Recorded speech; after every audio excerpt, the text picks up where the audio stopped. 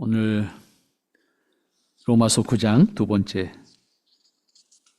시간, 세 번째 시간인가요? 세 번째 시간이 되겠습니다. 속죄와 구원에 대해서 바울이 일관되게 말씀하고 있는 8장부터 이어지는 쭉 속죄의 원리를 설명하고 있는 말씀입니다. 8장에 이어서 9장에서도 여전히 하나님의 은혜라고 하는 단어와 하나님의 주권이라고 하는 단어, 이 두 단어가 중심이 돼서 강조하고 있는 복음에 대한 이해를 우리에게 설명해 주고 있습니다. 복음이란 말에 담긴 하나님의 은혜와 의지를 이해할 수 있도록 강조하고 있는 말씀이다. 그렇게 표현할 수가 있습니다. 특별히 하나님과 인간관계에서 은혜라고 하는 말은 일방적입니다. 창조자로서 인간에게, 하나님으로서 인간에게 때문에 이 은혜라고 하는 것은 일방적인 은혜입니다. 조건에 의해서 주고받는 흥정에 의해서 주어지는 은혜가 아니다라고 하는 거예요. 창조자가 인간을 만들 때 인간에게 부여했던 의미가 주어지는 것처럼 창조자로서 구원하실 자에 대한 일방적인 은혜라고 하는 말씀을 우리가 사용하는 것이라고 이해하면 본문의 말씀을 이해하는데 더 좋겠다 이렇게 생각을 합니다. 그래서 성경을 이야기할 때 구약과 신약을 말할 때 보통 이거 약속이란 옛날 약속, 새로운 약속 이런 뜻이잖아요. 이 약속이라는 단어를 테스타멘트라고 하는 단어를 씁니다. 이건 일방적이라는 말이에요. 상호적 관계에서 주고받는 약속이 아니고 일방적인 약속이다 그런 뜻입니다. 이것은 창조자의 권위로 피조물의 의미를 부여하는 것과 똑같은 의미에서의 약속이다라고 하는 겁니다. 하나님이 모든 피조물이 존재하는 의미와 가치 그리고 역할을 부여하셨기 때문에 그것을 통해서 만물은 각각의 존재의 목적을 가지고 있는데 그 존재의 목적이 궁극적인 하나님께 있는 거예요. 내가 나를 위하여 지었고 내가 나를 위하여 너희를 불렀고 너희를 구원한 목적도 내게 있다고 말씀하시는 거예요. 너에게 있는 게 아니 내게 있다. 부르신 창조하신 하나님께 있다 말씀하시는 것이거든요. 이것을 일관되게 말하고 있는 것이 오늘 로마서 8장과 9장 그 다음에 우리가 오후에 우리가 상고하고 있는 이사야서 43장이에요. 똑같은 맥락 속에 있는 말씀들이라고 보시면 되겠습니다. 이것을 통해서 만물은 각자의 존재 목적을 가지고 그 역할을 하면서 하나님의 창조하신 큰 뜻을 드러내는 거예요. 그러니까 우리가 성경을 볼 때 항상 사람 중심으로 보다 보면 이게 좌충우돌하게 됩니다. 창조주 시각으로 봐야 돼요. 사람 중심의 시각이 아니라 창조주 시각으로 전체를 바라볼 수 있을 때 오늘도 후에 나오는 말씀이 바울을 하나님이 바울을 들고 얘기하잖아요. 근데 바울을 통해서 나의 권세를 드러내게 만천하에 알게 하겠다. 바울을 쓰시는 거예요. 근데 이스라엘 입장에서 보면 바울은 어떤 사람이에요? 이건 적이야. 악한 사람을 대표하는 거예요. 그러나 하나님은 그를 쓰시게 돼요. 창조주 시각으로 보면 악한 것도 하나님의 뜻과 하나님의 창조 목적을 드러내기 위한 도구로 사용하시는 거예요. 이 시각을 가질 때 모든 것을 이해할 수 있고 수용할 수 있는 여력이 생기게 돼요.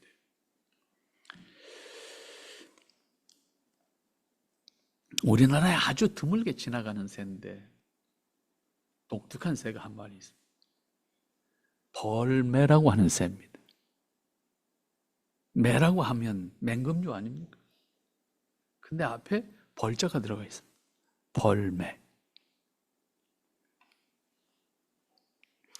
새지만 각각의 먹이나 생존 방법을 달리합니다. 그 과정에서 다른 생태계에 기여합니다. 그게 있음으로 인해서 다른 것이 사는 거예요.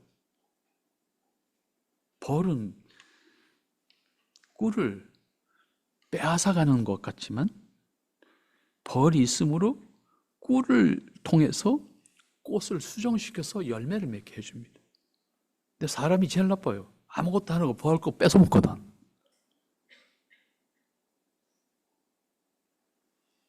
그런데 이 상황을 잘 보면 각각의 생태에 기여하는 역할을 함으로써 전체 창조 세계가 하나님의 뜻을 드러내게 하시는 거예요. 따라서 아무리 유익한 곤충이라고 해서 그것만 있으면 어떻게 돼요? 망가져요, 세상이. 사람은 유익한 것만 있으면 좋겠다고 생각해요. 이게 사람 생각이라고. 근데 그것만 있으면 지구 전체가 망가져요. 말벌이 아주 나쁜 놈입니다. 말벌 체험하신 분 혹시 계십니까? 제가 21살 때 체험했습니다. 내가 산에서 어떻게 기어 내려왔는지 모릅니다. 산에서 기어 내려와서 물에다 머리를 쳐박고 정신이 돌 때까지 제정신을 못 차렸습니다. 그런데 정신이 돌아온 다음에 물에 비친 내 얼굴을 보니까 내 얼굴 근육이 자기 마음대로 돌아가. 이게 독이 들어와서 이게 근육이 저만큼 노는 거야. 얼마나 정신 차리고 앉아있다가 겨우 돌아와서 지금까지 살아있습니다. 말벌 덕분이라고 생각합니다.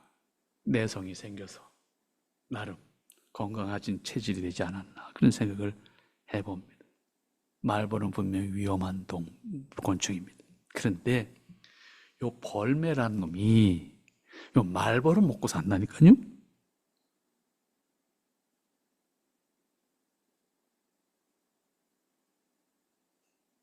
생각해 보세요. 매가 다른 육식 동물을 잡아먹어야 되겠는데 요 놈은 벌만 잡아먹고 살아. 근데 제일 좋아하는 게 말벌이야. 왜? 조그만 걸 먹는 것보다 큰 거 먹는 게 그래도 배가 좀 빨리 차지 않겠어요? 독성도 많으니까 뭔가 더. 그런데 그 말벌집을 털어내는 걸 보면 야, 저 어떻게 저 말벌들의 공격을 이겨내면서 저걸 털어먹을까? 한번 발견하면요 끝까지 털어먹습니다.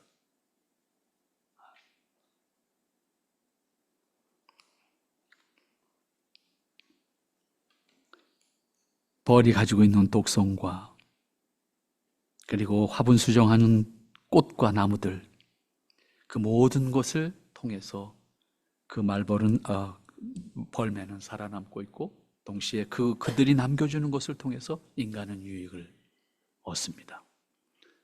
온갖 벌들을 통한 유익이 있습니다. 전체 시각을 다시 말하면 하나님의 창조 세계를 전체를 바라볼 수 있는 시각으로 오늘 본문 말씀 복음이란 단어도 이해한다고 하면 억울하지 않다고 말입니다. 사람 중심의 시각으로 보면 분명히 억울한 쪽이 나옵니다. 왜 쟤만 사랑하고 난 사랑하지 않습니까? 라고 하는 단어가 나오기 때문입니다. 그런데 오늘 14절 말씀 보면 바울은 그렇게 말합니다. 그런즉 우리가 무슨 말을 하리요? 이 말은 13절에서 이어지는 말이에요. 내가 야곱을 사랑하고 에서는 미워했다. 그런데 어쩌자고 얘기해요. 하나님이 사랑하겠다는데 우리가 할 말이 뭐가 있냐 그 말이잖아요. 우리가 무슨 말을 할 수 있겠냐? 하나님이 잘못됐냐? 이어지는 말씀 그 얘기잖아요.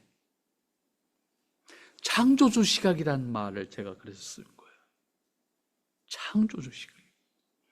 바울은 야곱과 에서의 예를 들면서 하나님께서 야곱을 사랑하셨다고 하신 것에 대해서 사람이 할 수 있는 말이 무엇인가? 이렇게 묻고 있는 겁니다. 바울은 이 한마디로 사람에 대한 하나님의 뜻과 의지를 확실하게 설명하는 겁니다. 여기서 다시 확인해야 되는 것은 하나님을 창조주로, 하나님을 구세주로 믿는가? 라고 하는 질문에 분명한 고백을 할 수 있다고 하면 이 질문, 여기 자문하는 이 질문에 그냥 자연스럽게 동의가 되는 거예요.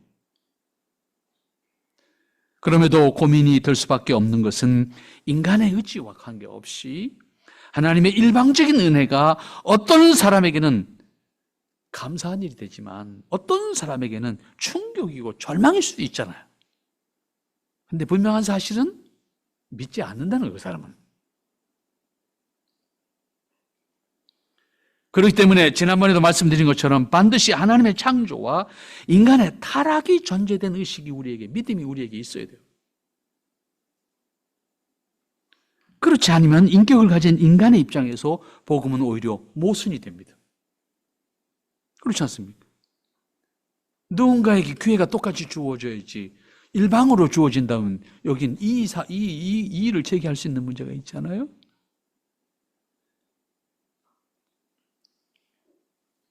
야곱과 에서 중에서 에서는 아무런 이유 없이 버림받은 사람이 되기 때문입니다. 그러나 분명한 게 뭡니까? 아무런 이유가 없는 것이 아니라는 거야. 이미 아담과 함께 모든 인류가 죄로 말미암아 하나님의 심판을 받아야만 하는 신분으로 전락했다는 거예요. 이게 전제예요.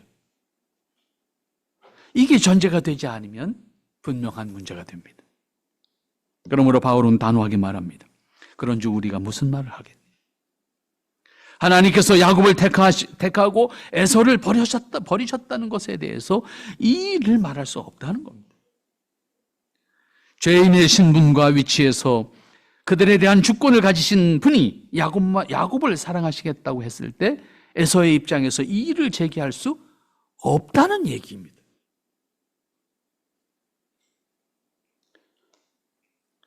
이러한 것을 우리가 비슷하게 예로 들 수 있는 부분이 있습니다. 똑같은 것이라고 말할 수는 없겠지만 요즘에 우리 사회에 회자되고 있는 문제입니다. 대통령이 갖고 있는 사명권입니다. 말도 많고 탈도 많지만 일단 대통령이 사명권을 시행했을 때 그것에 대해서 이의를 제기할 수가 없어요. 고유 권한이.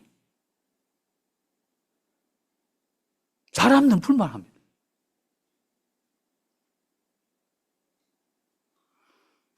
여기에 다름이 있어요. 하나님은 완전하신 거예요. 인간은 필요에 의해서 행하는 거예요. 요거 차이예요.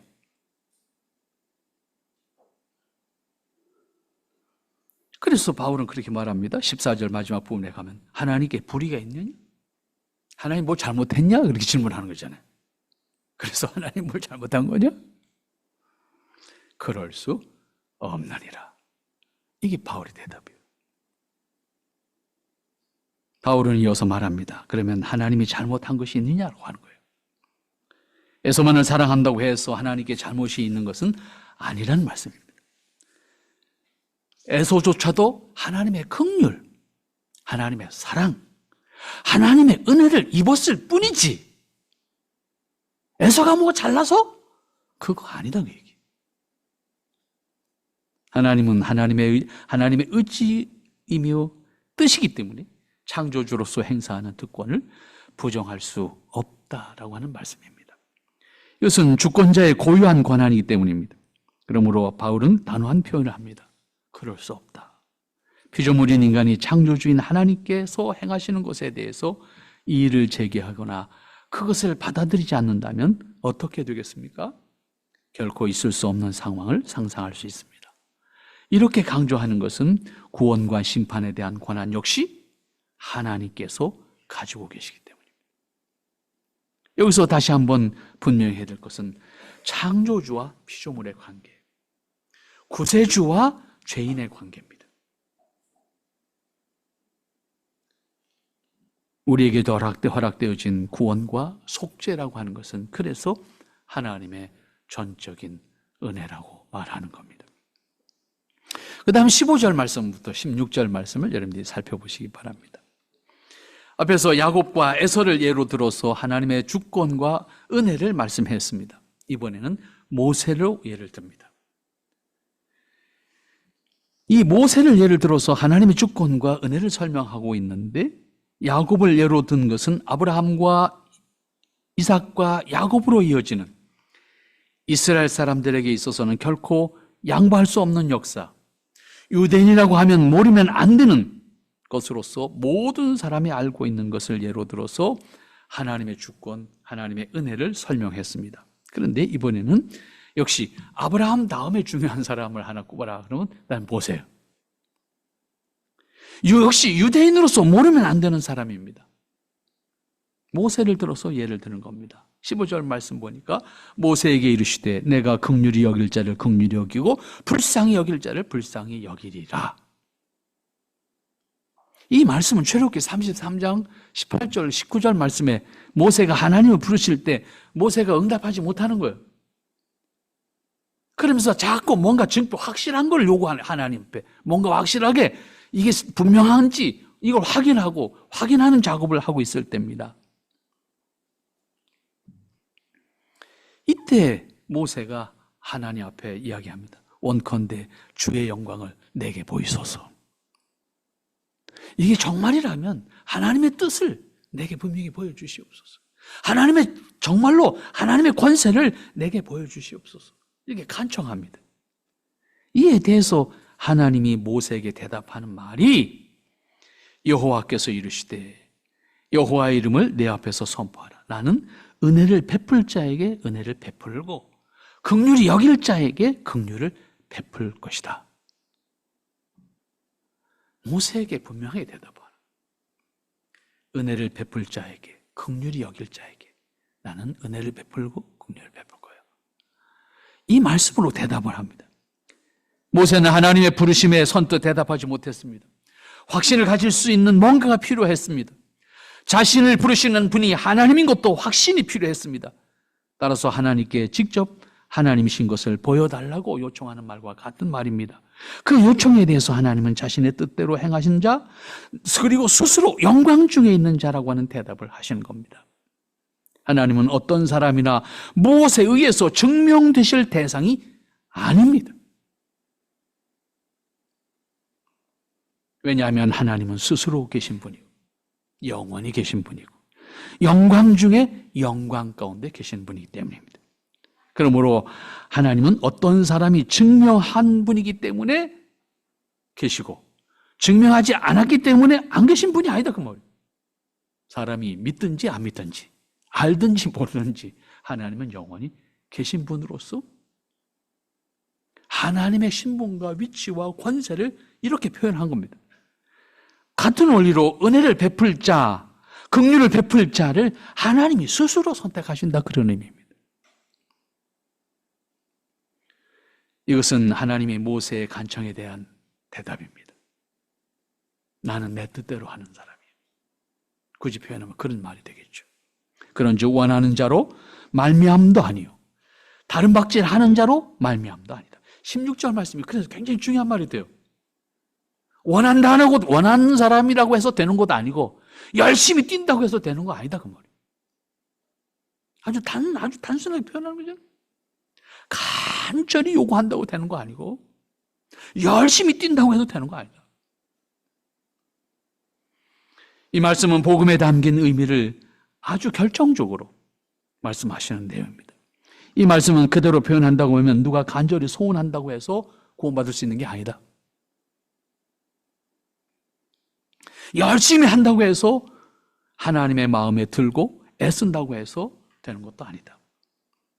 이렇게 강조하다 보면 사람이 게을러지기 시작합니다.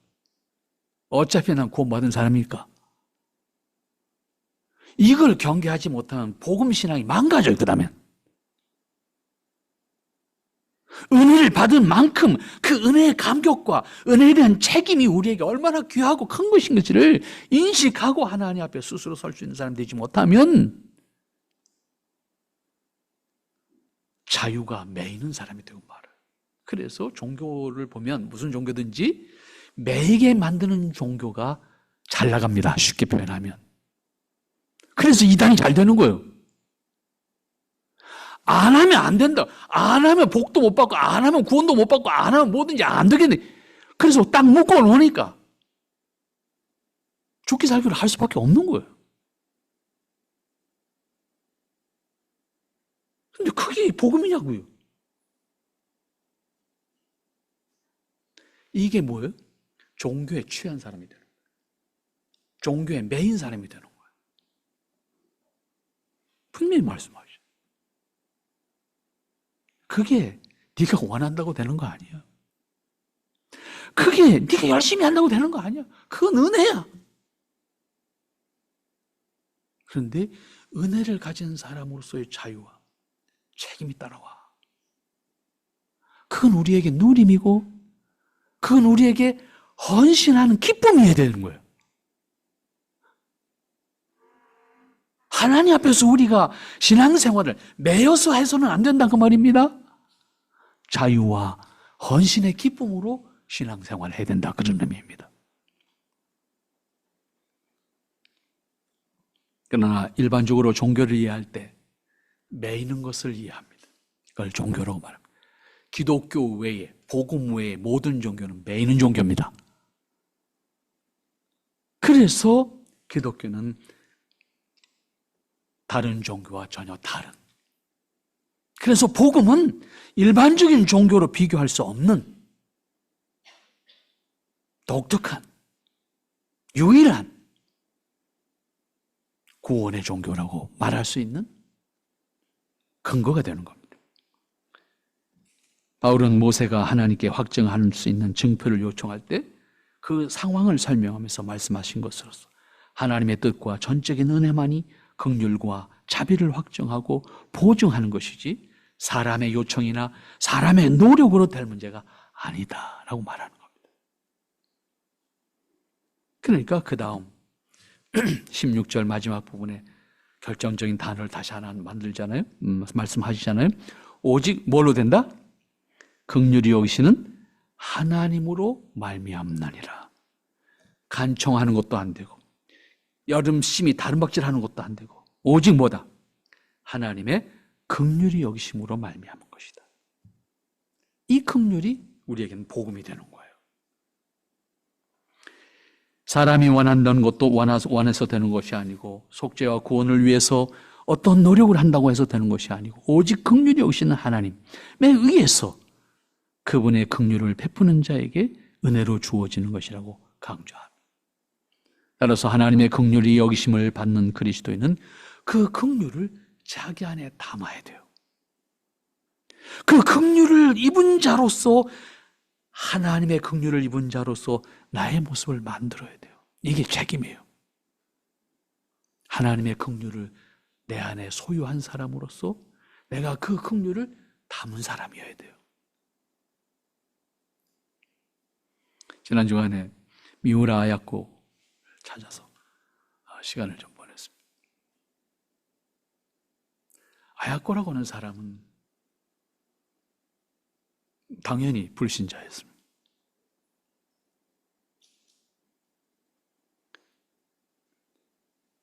일제시대 말기에 초등학교 교사로서 열심히 황국 신민을 가르친 사람입니다. 그런데 어려서부터 병이 온갖 병을 다 가진 사람이에요. 매일 실려간 병. 2차 세계대전이 끝나고 나서 일본이 패전하고 나서 이 사람이 예수님 믿게 된 동기가 하나 있어요. 그 옆에 한 사람이 끊임없이 이 사람을 살피는 거예요. 하도 지국적으로 살피니까 나중에 물어. 너 나한테 왜 그러냐 그래.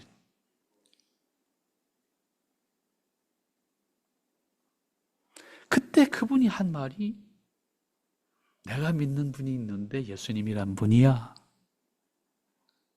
그런데 그분이 나를 위해서 죽으셨어. 난 죽지는 못해도 할 수 있을 만큼 너를 위해서 그 사랑을 나누고 싶어서 그럴 뿐이야. 어떤 조건도 없어. 너한테 어떤 대가를 바라는 것도 아니야. 이 말에 충격을 받아요. 이게 뭐지? 그래서 그분이 교회를 찾아가게 됩니다. 교회를 찾아가서 묻는 거예요.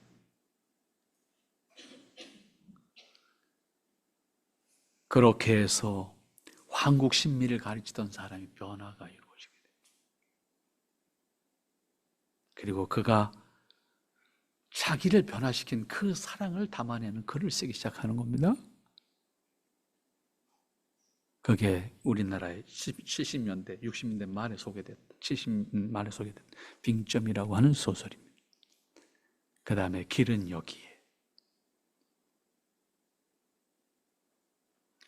70년대 초에 우리나라 크리스찬들이 엄청나게 읽었던 글입니다.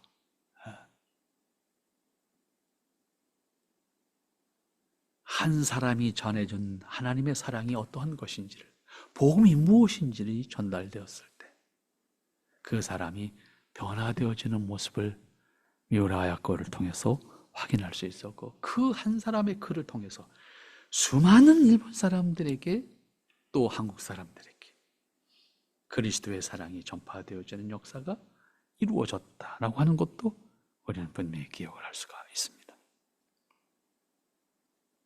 오늘 이어지는 17절과 18절 말씀을 여러분 눈여겨보시기 바랍니다.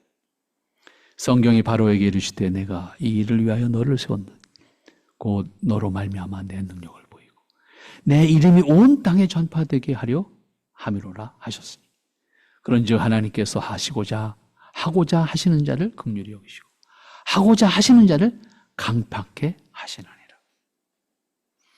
결국 이 이어지는 말씀은 조금 파격적인 예를 들어서 하나님의 주권과 권세를 설명하고 하나님이 섭리하시는 목적을 설명하고 있습니다. 이번에는 역시 성경에 기록된 것들 중에서 하나님의 주권과 권세를 잘 드러내고 있는 사건을 예로 들어서 말씀합니다. 그 주인공이 바로입니다. 바로에게 이르시되 내가 이 일을 위하여 너를 세웠다. 바로가 최고의 권세를 가진 왕이지만 내가 내 스스로 있는 게 아니야. 내가 허락한 거야. 그는 우상을 대표하는 사람이고 악과 세상의 권세를 대표하는 사람이고, 그러나 그를 통해서 어떻게 하시겠다. 그를 통해서 17절 마지막 부분에 보니까 내 이름이 온 땅에 전파되게 하려 합니다. 물론 이때 바로의 역할은 직접적이지 않아요. 간접적이에요. 이게 차이예요. 복음을 아는 사람, 직접적으로 하나님의 영광과 이름을 드러내는 사람입니다. 복음을 모르는 사람은 간접적으로 하나님의 영광을 드러내는 사람입니다. 이것은 하나님께서 창조하신 세계에 대한 관할권이 어떤 것이고 그 모든 것에 대한 주권과 권세가 하나님께 있다는 사실을 증명하기 위해서 예를 들어서 말씀하는 겁니다. 그런 의미에서 세상의 모든 것은 하나님의 뜻과 하나님의 이름을 드러내기 위해서 사용하시는 것을 전제한 말씀입니다. 그 대상이 하나님께서 택하여 그 목적을 이루는 주인공으로서 모세이기도 하지만 그 목적을 위한 주인공은 아니지만 조연으로 사용하는 것이 바로라고 하는 것입니다. 너로 말미암아 내 능력을 보이고 내 이름이 온 땅에 전파되게 하려 합니다. 누구? 바로를 통해서. 이 말씀은 바로를 통해서도 그리고 모세를 통해서도 같은 목적으로 쓰이고 있다는 것을 의미합니다. 출애굽기 9장 16절 말씀 보면 내가 너를 세웠으면 나의 능력을 내게 보이고 내 이름을 온 천하에 전파되게 하려 함이라. 이것은 모세에게 하셨던 말씀입니다. 그럼 바로에게 했던 말씀하고 똑같아요. 내용이. 다만 기쁨과 감격과 영광으로 그 역할을 감당하는 주인공이 될 건지 패망과 아픔과 슬픔과 고통의 주인공이 돼서 그 역할을 감당할 것인지 차이입니다. 이렇게 하나님은 모든 것을 통해서 하나님의 이름과 하나님의 뜻을 드러내게 하신다. 모세든 이방 나라 최고의 통치자이든 그 자신을 신격화해서 하나님을 대적한 바로도 그에게 주신 권세를 통해서 결국 하나님의 이름을 세상에 드러내는 데 있도록 하시겠다라고 하는 것입니다. 결국 세상의 가장 큰 권세도 하나님께서 쓰시는 도구에 지나지 않기 때문에 모세도 바로도 하나님께 쓰임받는 사람들이고 하나님의 뜻을 이루는 권세를 준 사람들이다라고 하는 겁니다. 여기서 복음에 담긴 하나님의 은혜를 새삼 다시 깊게 깨닫게 됩니다.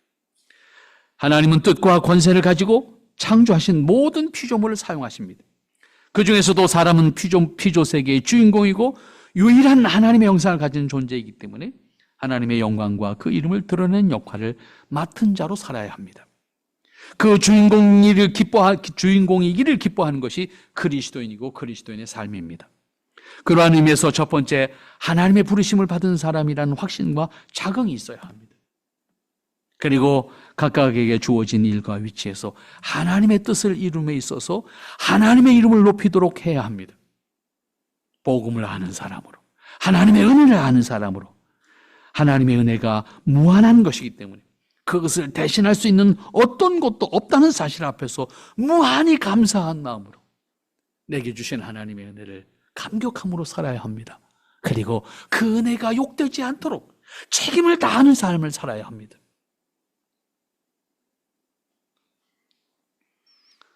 (18절) 말씀으로 가면 그런즉 하나님께서 하시고자 하는 자를 긍휼히 여기시고 하는 자를 하나님께서 하고자 하시는 자를 긍휼히 여기시고 하고자 하시는 자를 완악하게 하시느니라.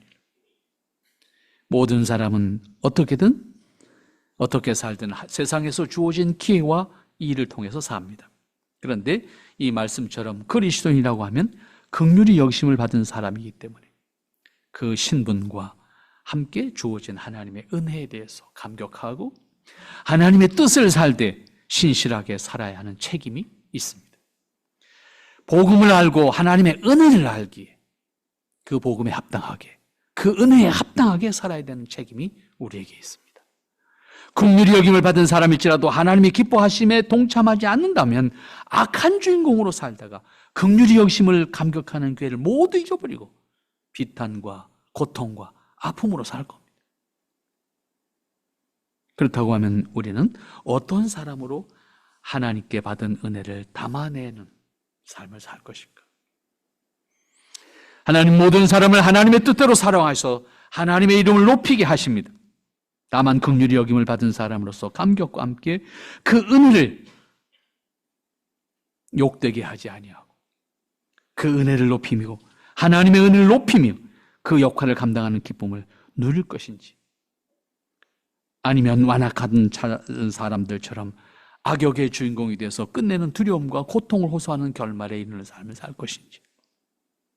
적어도 우리는 복음을 알고 하나님의 은혜를 알고 하나님이 허락하신 축복을 안다면 허락하신 은혜와 허락하신 복을 누릴 수 있고 그 은혜를 감당하는 가운데 나의 삶을 통해서, 나의 믿음을 통해서 하나님의 뜻을 높이 드러낼 수 있는, 하나님의 이름을 높이 드러낼 수 있는 사람으로 살 것인지, 이것은 우리에게 주어진 것. 그러나 분명한 사실은 하나님은 여러분을 부르셨다는 겁니다. 하나님의 영원하신 뜻 안에서 하나님의 영원하신 은혜를 여러분들에게 허락하셨다는 겁니다. 그러므로 우리는 그 은혜를 덧입은 사람으로서 하나님의 은혜를 사는 본분을 다하는, 그리고 그 과정을 통해서 기뻐할 수 있는 여러분이 될 수 있기를 바랍니다. 거룩하신 아버지 하나님, 은혜를 감사합니다. 아버지 하나님 허락하신 은혜를 통해서 우리의 모습을 끊임없이 돌이켜보지만 그 받은 은혜를 넉넉히 담을 수 있는 그릇이 되지 못하는 것을 회개합니다. 고백할 수밖에 없습니다. 아버지, 긍휼히 여기시면서 그 긍휼히 여기심 안에 우리를 온전케 하시고 온전케 하시는 과정 속에 하나님의 뜻과 은혜를 온전히 담아낼 수 있는 믿음의 그릇들이 되게 하시고 하나님의 뜻과 은혜와 영광을 드러낼 수 있는 복된 모습이 되도록 축복해 주시옵소서. 하나님, 우리가 시험에 들지 않게 하시며 곤고하지 않게 하시며 나약해지지 않도록 하시며 오직 하나님의 은혜로 기뻐 찬양하며 하나님의 은혜를 살아낼 수 있는 신실함이 우리에게 있도록 축복해 주시옵소서. 예수님의 이름으로 기도하옵나이다. 아멘.